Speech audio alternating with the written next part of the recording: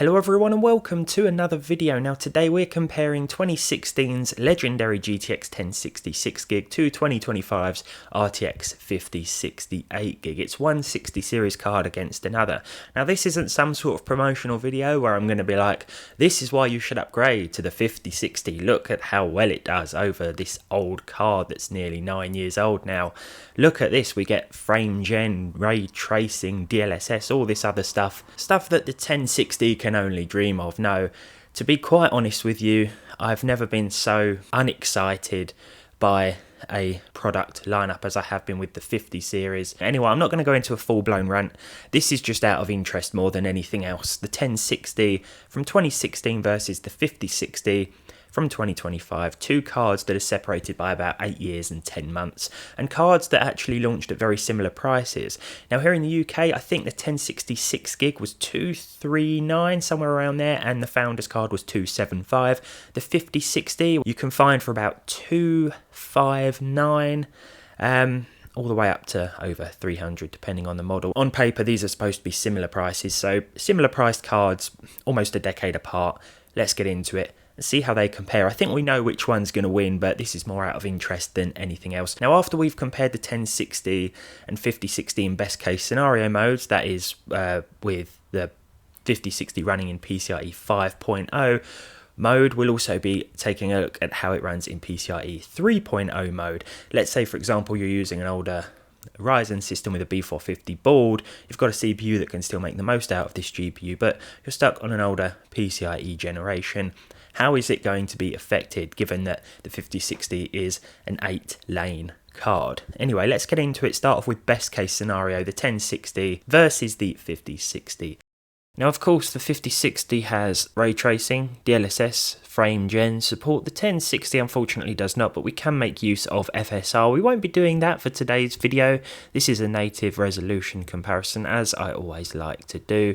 We're going to be ignoring the fancy features of the 5060 as well, and just seeing how each card compares in a handful of games. So Kingdom Come Deliverance 2, first of all, 1080p Ultra with SMAA2TX. The 5060 hits 77 FPS, a 1% low of 63 and a 0.1% low of 58. The 1060 hit 24 frames per second, a 1% low of 18 and a 0.1% low of 11. Now it's important to remember as well that we can tweak the settings in all of the games tested today in order to make them playable on a card like the 1060, but for the sake of fairness of course we are running with the same settings, and in this case I've pushed those settings quite high, so the 1060 may struggle in a couple of instances. But the first result in, and there's about a 50 frames per second average difference between the two. Next up we have Counter-Strike 2 with the 5060 in PCIe 5.0 mode. We saw 271 as an average, 1% low of 142 and a 0.1% low of 123.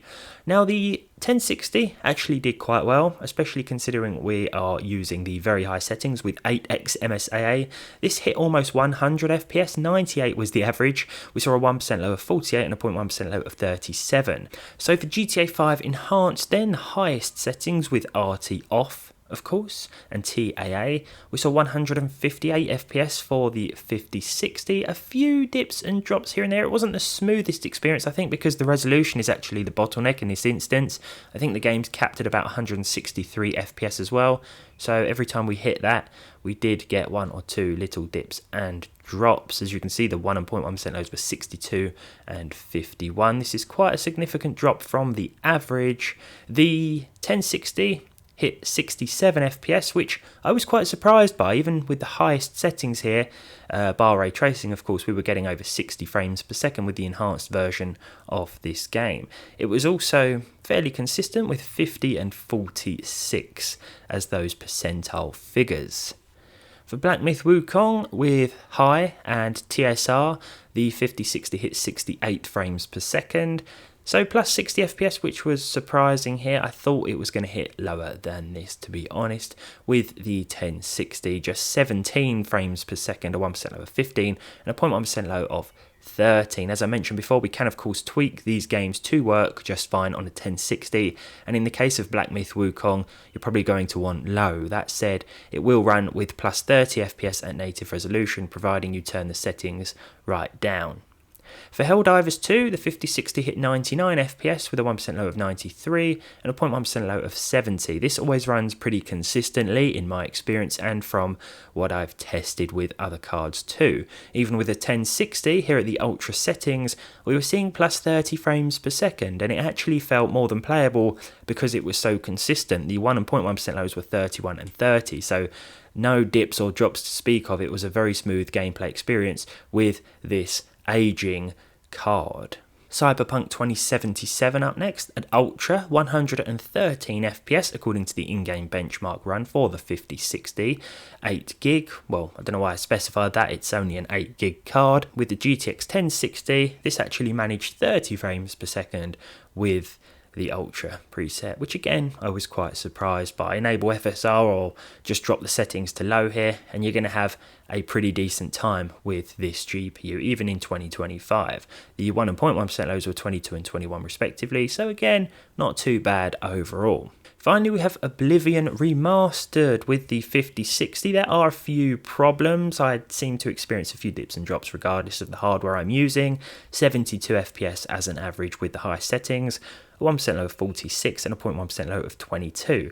The 1060 was pretty much destroyed by these visual settings and this game, 18 frames per second, but it gets worse when you look at the percentile lows of 10 and 8, so not really playable at these settings at least with this older GPU, which I think was to be expected.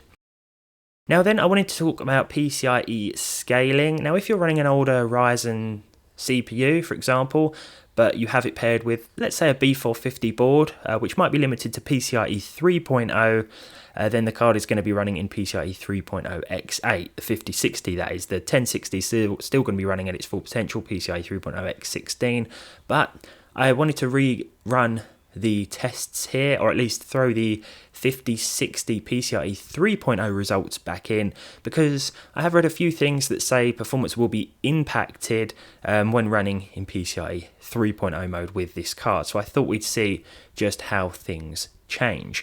Now when it comes to KCD2, we've got all the results up on screen now. As you can see, we have the results from previous as well. Here with the 5060 running in PCIe 3.0 mode, it doesn't really make a difference. We've still got 77 FPS on average. The percentile lows were slightly lower this time around, but it wasn't really a noticeable difference. For Counter-Strike 2, we actually saw a drop of about 9 or 10 FPS with the 5060 running in PCIe 3.0 mode. It dropped the average from 271 to 261. Of course, this is still leagues ahead of the 1060, but it's interesting to note that performance was impacted here. Not only that, but the percentile lows dipped a little bit as well, though this is far less noticeable than the average. GTA 5 Enhanced also lost a few frames with the 5060 running in PCIe 3.0 mode. We dropped from 158 on average to 152. The percentile lows were also affected, dropping from 62 and 51 to 56 and 46 respectively, which I think is still a difference worth pointing out. In Black Myth Wukong, the performance loss wasn't as bad. We went from 68 to 65 with the 5060 running in PCIe 3.0 mode. Of course, still miles ahead of the 1060 here, but again, I think it's a difference worth pointing out here, especially when you look at the percentile lows as well. The 1% low specifically, we went from 62 to 56, so may not be that noticeable when playing, but there certainly is a difference here. In Helldivers 2, we went from 99 in PCIe 5.0 mode with the 5060 to 96. And in terms of the percentile lows, well, I think it's the 1% figure that's most noticeable here. We went from a 1% low of 93 to 82 with PCIe 3.0 mode, but the 0.1% figure was actually slightly better. We lost about 2 FPS in Cyberpunk overall off the average with PCIe 3.0 mode for the 5060. The percentile lows also dropped a little bit from 85 and 77 to 79 and 73. Finally, back in Oblivion Remastered, again it's a slight performance drop of about 5 frames per second overall, and we also lost a couple of frames from our percentile numbers too, down from 46 to 42 and down from 22 to 18. So changes worth pointing out, I think. If you're going to be buying a 5060 and using it in a PCIe 3.0 system, you may be leaving some performance on the table, so just bear that in mind. But of course, in comparison to a 1060, yeah, I mean, it's no competition really, but I thought it would be interesting just to see what the performance gap was like. I like to do these comparisons here on the channel. Sometimes they make less sense than others, but there we are. I hope you've enjoyed this one nonetheless. I hope it gives you an idea of what sort of generational improvements there have been from this 1060 to the 5060. And as always, if you enjoyed this video, be sure to leave a like down below. Leave your thoughts down below in the comments too, because I love to read through them. And hopefully I'll see all of you in the next one.